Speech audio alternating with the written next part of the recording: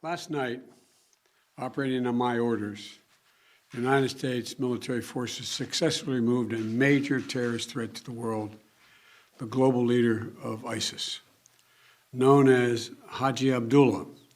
He took over as leader of ISIS in 2019 after the United States counterterrorism operation killed al-Baghdadi.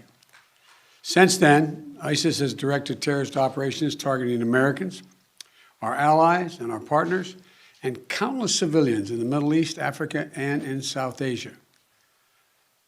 Haji Abdullah oversaw the spread of ISIS-affiliated terrorist groups around the world after savaging communities and murdering innocents. He was responsible for the recent brutal attack on a prison in northeast Syria holding ISIS fighters, which was swiftly addressed by our brave partners in the Syrian Democratic Forces. He was the driving force behind the genocide of the Yazidi people in northwestern Iraq in 2014. We all remember the gut-wrenching stories, mass slaughters that wiped out entire villages, thousands of women and young girls sold into slavery, rape used as a weapon of war. And thanks to the bravery of our troops, this horrible terrorist leader is no more. Our forces carried out the operation with their signature preparation and precision, and I directed the Department of Defense to take every precaution possible to minimize civilian casualties. Knowing that this terrorist had chosen to surround himself with families, including children, we made a choice to pursue a special forces raid at a much greater risk than to our own people, rather than targeting him with an airstrike. We made this choice to minimize civilian casualties.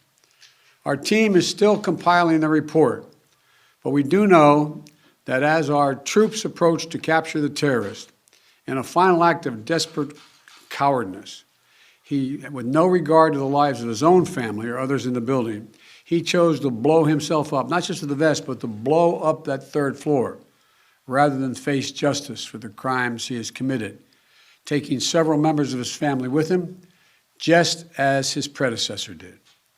I'm grateful for the immense courage and skill and determination of our U.S. forces, who skillfully executed this incredibly challenging mission. The members of our military are the solid steel backbone of this nation, ready to fly into danger at a moment's notice to keep our country and the American people safe, as well as our allies. And I'm also grateful to the families of our service members. You served right alongside these soldiers and sailors, Marines, Special Forces, the loved ones, giving them the strength and support they need to do what they do. To our service members and their families, we're forever grateful for what you do for us, and we owe you a debt. Thank you.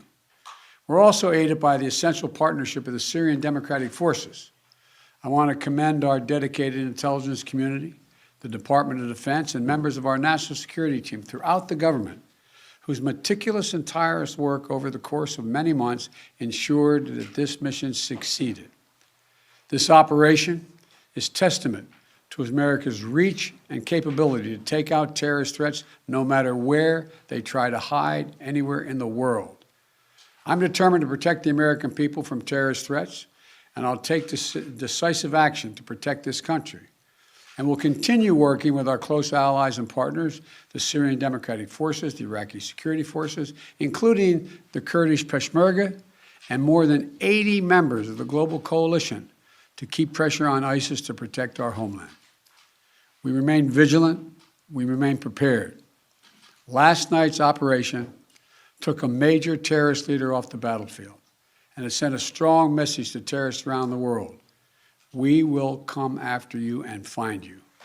Once again, today, we continue our unceasing effort to keep the American people safe and to strengthen the security of our allies and partners around the world. I want to thank you all, and may God bless you, and may God protect our troops.